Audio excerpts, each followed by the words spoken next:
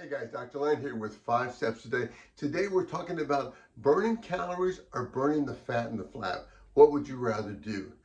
I'm sure most of you would rather burn the fat and the flab. And that's the problem. A lot of people are burning calories, but they're not burning the stored body fat. They're not burning the fat and the flab. So let me see if I can explain to you, what you need to think about to help make sure you are burning the unwanted body fat out here. And for this scenario, I want you to think about this way. Imagine you have a identical twin brother, twin sister. Okay, it doesn't matter if you're 20, 40, 60, you're up in my neck of the woods, up there. But let's imagine for me right now in this scenario, I have my imaginary twin, identical twin brother, right?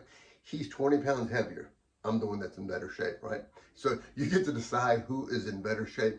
But in this scenario, you and your twin, your identical twin who's 20 pounds heavier, y'all get together for the weekend, right? It could be a wedding in the family, a holiday, or whatever. Y'all get together, you want to go out and have a little workout. You got to decide to go, you put your shoes on, you go for a walk, a run, a jog, a bike, you hike, you spin, you row, whatever it may be, right? And you go out there 30 minutes, 40 minutes more long. Here's what you need to ask yourself. Was it a good workout? Yeah, it was a good workout. It was a great time. We got along. So that's one question you want to answer. Second question, did you burn calories? Yeah, you definitely burned calories in your workout. Third question, did you both burn calories from stored body fat? Maybe, maybe not. Here's where the rubber meets the road, guy, and here's what separates those who are successful in their fitness ventures and their weight loss, okay, and their fat loss, and those who aren't. Because even though you and your twin were going the same pace for the 20, 30, 40 or longer time period, one of you could have been at a heart rate about here, let's say 135. The other could have been at 145, right? And the one at 145 is the one that's 20 pounds heavier, right? And here's what you need to understand. Everybody has what's called an aerobic threshold, right? The aerobic threshold, that's what the medical books call it, that's what the science books call it.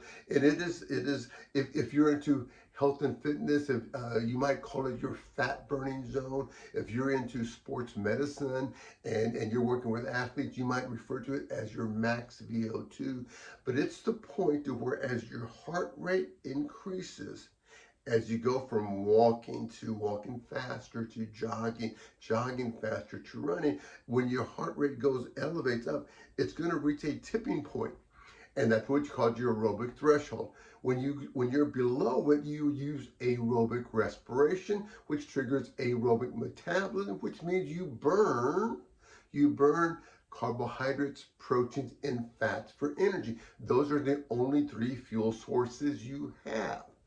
But as your heart rate goes above that point, you go into anaerobic respiration, which activates anaerobic metabolism.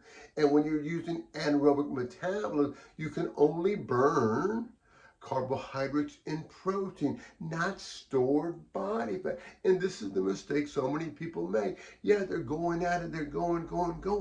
And I can do this for 30 minutes, 45 minutes. But when they finish, their heart rate was above their threshold and not down here. And they burned calories, had a good workout, good sweat in, but they didn't burn stored body fat. They burned carbs and protein. What's the worst thing you can do in your dieting effort? Burn protein. You don't want to be burning protein for energy. You want to burn fat, aerobic training, or you want to burn carb to get you through that grueling hard workout. So again, to go back to our little analogy, you and your twin, you both are going at the same pace. That aerobic threshold for this example, 140. You're at 135, he's at 145, right? My twin brother is 20 pounds heavier. He's deconditioned, right? Just like a good athlete gets better conditioned, that aerobic threshold moves up. The fact that you added 20 extra pounds tells me you've become more deconditioned and you're down here now. So you have to adjust for that. And so when you just look at the book and say, hey, it says this is how fast this is what my aerobic threshold is according to my age. Using just your age is not just the answer, is not the best answer. So I'll shoot another video talking about how to find yours and so the variables you need to look for in that. But I hope that explained the difference between burning calories and burning calories from stored body fat. It's how fast are you going? What's your burn rate? What's your metabolic burn rate? Are you burning 80-20 or would you rather burn 20-80? Hope that's helpful for you in your fitness goals. I'm Dr. Landon with 5 Steps a Day. If you have any more questions, let us know. Check it out. Please share it with somebody. Until next time, bye-bye.